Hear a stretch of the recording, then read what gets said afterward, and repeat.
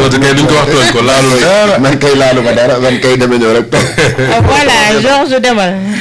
waaw dama ne déglu naa avocat wu Farba Ngom. am na sax ku si wax si ñoom que yoon bu defee liggéeyam tey Farba këram lay fanaan dama ne sax waroo fi yendu. mais loolu tamit damay je leur concède cela parce que loolu mooy rôle avocat boo reyee nit sax. des effets de manche. voilà avocat boo reyee nit sax nga ñun bu ñëwee tribunal dina la trouver des circonstances atténuantes nee la tey waroo mais loolu nag c'est sa parole contre celle du juge bi nga xam ne mooy am le dernier mot.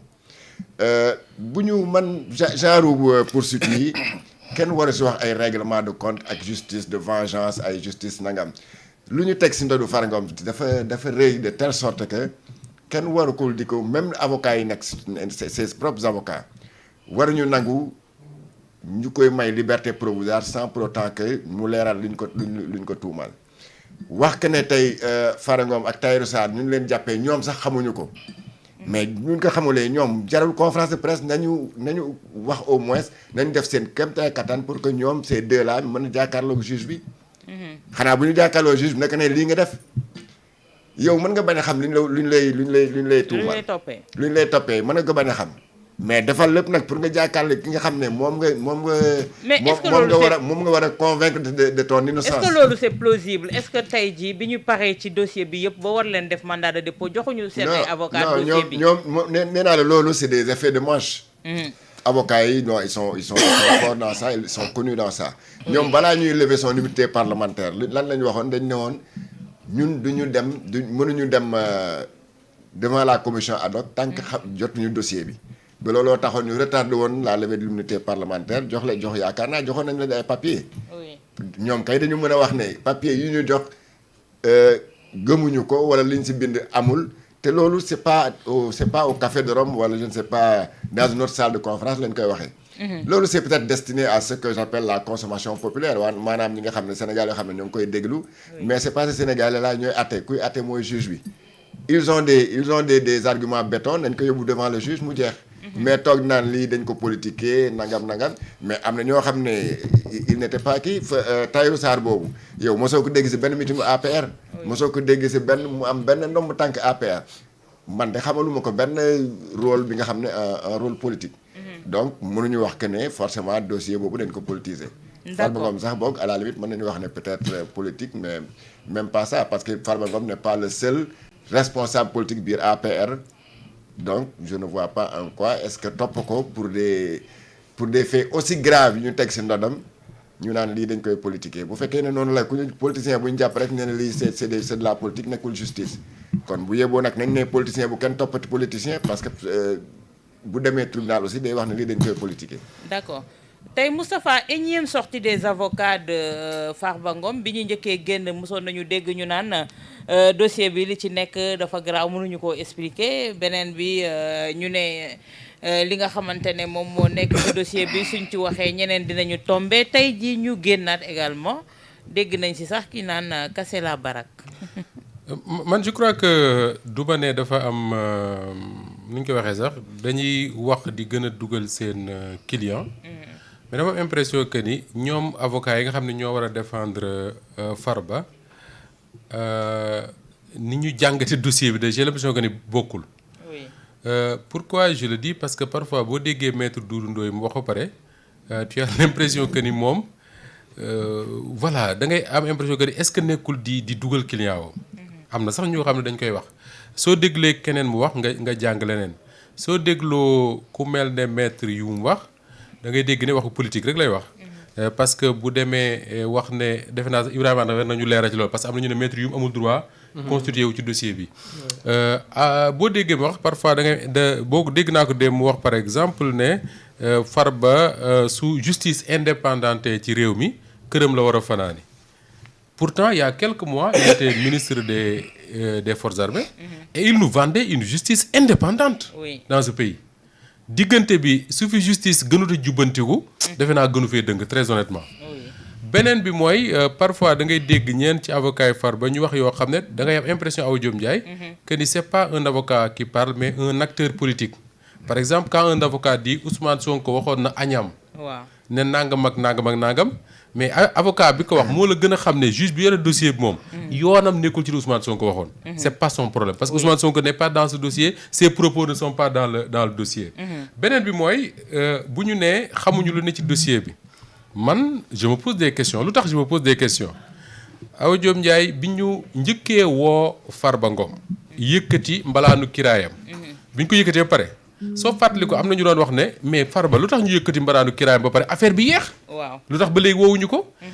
fekk ne Farba dafa njëkkoon a ànd ak ay avocat am dem ci bureau wu juge bi. ba ñu àggee ci bureau wu juge bi avocat yi Farba ne ko ñun mënuñu défendre suñu client te xamuñu lan moo ne ci dossier bi. waaw la leen juge ba wax mooy tànn leen ñaata jour moo leen doy pour ngeen ñëwaat ak seen client. en attendant vous pourrez consulter le dossier.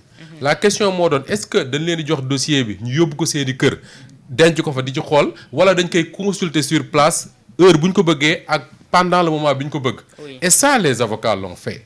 moo tax quand ils disent que ni xamuñu lan moo ne ci dossier bi man ça me pose problème. beneen bi mooy peut-être loolu moo tax ñu koy wax mooy le dossier Farba Ngom dafa am li ñuy toppee Farba. mais am yeneen yu bare yoo xam ne daf ciy dolleeku parce que c'est un travail qui a été fait par la CENTIF yi nga xam ne moo jéem a démêler un peu comme ni ko Georges waxee keroog benn në nga jéem ko démêler pour xool ba xam fil bu ne fan la jóge et cetera yooyu moo ciy nekk yu bees yuy dolleeku mais le dossier fondamentalement moom les avocats avaient demandé à consulter le dossier jour bi Farba njëkkee boo fàttali ko awa Farba jour bu njëkkee jàkkaarloog juge dafa ñibbi këram. waaw jour bu njëkkee gis juge bi Farba defu fa sax lu mat ñaari waxtu ñett après dafa ñibbi këram. et les gens étaient étonnés par ça. pourquoi parce que le juge avait accepté li ko avocat yi wax parce que avocat yi dañu ko demandé woon ne ko ñoom mënuñu défendre seen client tant que gis ñu le dossier mu ne leen mën ngeen ko gis soit vous consultez sur place wala leneen mais di ngeen ko gis et effectivement ils ont vu le dossier ci deuxième comparution bi nag la ñëw jàkkaarloog le juge ci lañ ko placé sous mandat de dépôt. donc avocat yi xam nañ leen ci dossier bi. d'accord tey Pape seen système de défense bi avocat yi adopté pour dire que xamuñu lan moo nekk ci dossier bi jël un élan politique wala un relent politique par rapport à ce dossier de Farba Ngom. Bon, c'est de bonne guerre dans ces affaires yi nga xam ne day laal souvent des hommes politiques da ngay gis ni que avocats yi souvent dañuy bàyyi le droit de côté dañuy laisser le droit de côté. di pratiquer justement mooy li ñuy wax comme di ko père Ablaye Wade doon waxee une affaire politique voilà boo koy xeex. ça se gagne sur le terrain politique. Ça se gagne sur le terrain politique. donc ñoom dès l'instant où à l'entame lu ñu gëmoon jàpp ko. même bu dee gëmuñu ko à l'entame lu ñu waxoon mooy que c'est une affaire politique. donc tey jii toogaat naan jotuñu dossier bi wala xamuñu lu nekk ci dossier bi je crois que quelque part ñoom respecté wuñu sax ki nga xam ne mooy seen client Moustapha l'a rappelé tout à l'heure effectivement la première comparution bii nga xam ne moom nañu convoqué woon Farba lii ko Moustapha waxee noonu la demee. dafa ñëw ñu ne ñoom voilà amuñu accès xamuñu léegi ñu bàyyi leen la latitude de consulter le dossier à l'époque sax soo kiiyee rappelez-vous l'ancien procureur de la CREI yi génnoon na fi Aliou Ndao daal di dénoncer ne c'est audience de première comparution du demee nii une audience de première comparution voilà boo ñëwee rek c'est pour être inculpé voilà donc tey ñoom ñu ñëwaat taxaw ne xamuñu dara ci dossier bi ñaari mbir moo mun a am mooy dossier bi yéeme bi nga xam ne amuñu ñoom benn possibilité lu dul activer li nga xam ne mooy côté politique bi ou bien wax fa dëgg yàlla nag respecté wuñu ki nga xam ne mooy seen client di Farba Ngom li gën daal mooy dans ces affaires là surtout pour ceux-là qui ont déjà eu à occuper les plus hautes charges dans ce pays-là.